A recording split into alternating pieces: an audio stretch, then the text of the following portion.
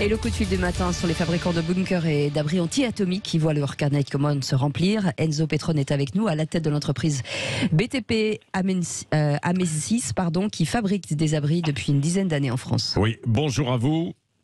Bonjour. Alors, qui vient vers vous pour commander aujourd'hui des bunkers avec la guerre en Ukraine? Parce que visiblement, il y a un boom. Il y a tout le monde, hein, pardon. Vous avez tous les... Il y a les institutions également. Hein. Nous avons la DGA, nous avons les particuliers également. Hein. Il y a beaucoup de particuliers qui il y a beaucoup de particuliers qui demandent des abris anti-atomiques, c'est ça? Ah oui, la demande d'information a augmenté de 8% en l'espace de... Oui. Une quinzaine de jours. Tout le monde panique un petit peu. Oui. Et un abri anti-atomique pour un particulier, ça représente quoi en termes d'investissement et où peut-on l'installer? Alors, on peut l'installer quasiment n'importe où. Il faut quand même avoir avec un minimum d'espace de 50-60 mètres carrés, car nous terrassons à 4 mètres 10 de profondeur. D'accord. Donc, il faut quand même un petit peu d'espace. Oui. Et le prix, actuellement, il est de 98 000 € TTC clé en main. Dans ce prix, vous avez le terrassement, vous avez la construction du bunker en béton armé. Hein. Ce sont des véritables bunkers qu'on construit. Oui. Vous avez un accès par puits et sortie de secours par puits. Vous avez tout le matériel MBC, la porte blindée, volet blindé, ventilation MBC. Oui. Toilette liée à 3 étages. Et dans un abri anti-atomique comme ça, on peut rester combien de temps alors?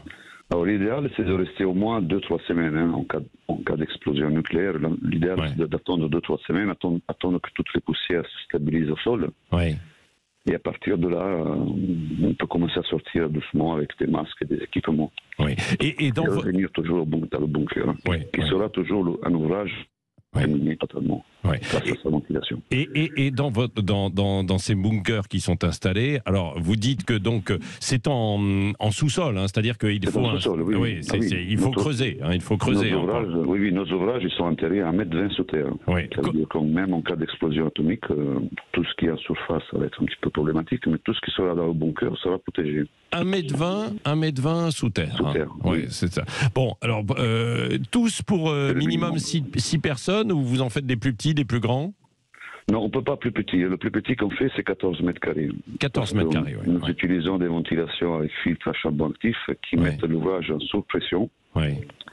Et la sous-pression empêche toutes ces particules extérieures de pénétrer à l'intérieur du bunker. Donc, 14 mètres carrés, c'est le minimum.